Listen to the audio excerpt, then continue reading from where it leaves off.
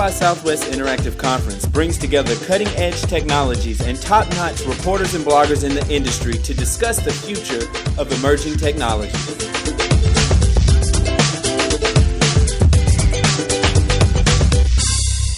I'm David Meerman Scott. I'm a marketing strategist, and I write books and give speeches about marketing strategy, specifically ideas for reaching buyers online. The idea of people being able to communicate instantly using the tools of social networking is obvious. I mean, it's obvious if somebody changes their Facebook profile to suggest something that everyone who watches that profile will know it right away, or if somebody tweets something or whatever, you're going to know right away. Somebody puts out a blog post about you or about your company, you can know that. Everybody recognizes that, but there's so few companies that are actually focused on understanding the ramifications of the real-time environment. My first job was on a bond trading desk. I worked in the 1980s on a bond desk, and the entire bond world absolutely transformed with the availability of real-time digital information and computers in the 1980s, real-time data, real-time news. The same thing's happening for all businesses today, and not that many businesses are really understanding that. So from the threat and so on perspective, if any one of your customers or partners or disgruntled former employees or members of the community in which your company exists can say anything. Now, I think that's actually a great thing because you can harness that, but there can also be things that they can say that could be perceived as either negative or could be an outright falsehood. In this case, from a security perspective, you've just got to be on top of it and be able to react quickly.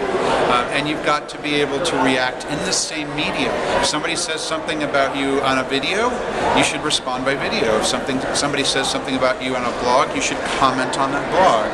And not that many companies are truly engaged in listening to what people are saying so that they can then react accordingly. And the interesting thing about mobile and smartphones is that they've got a GPS component to it. Now, of course, there's the mobile aspect. You know, you're always on, you can be anywhere, you can do something. But I think the most interesting aspect is the fact that the phone knows where you are. The phone knows that you are here. If you have a GPS-enabled phone, of course that means. So it means that there's lots of opportunities for companies to, particularly if they have a geographical component, you know, a restaurant or hotel or theater or hairdressing salon or something, that to do things around marketing and communications using mobile. But it also means, as a consumer, that your device is constantly sharing where it is. And you need to be thinking about, you know, is that good or bad?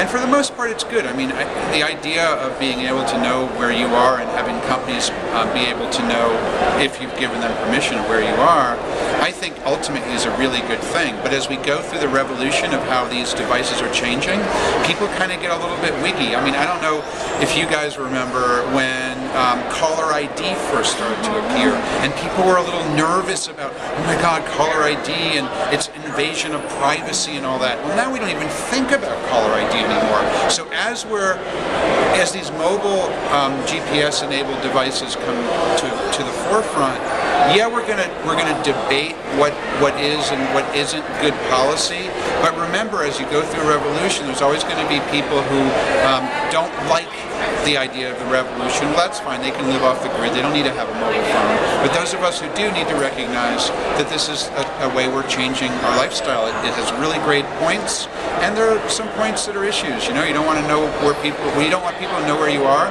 turn off your mobile phone. That's what I do. I turned it off most of last night.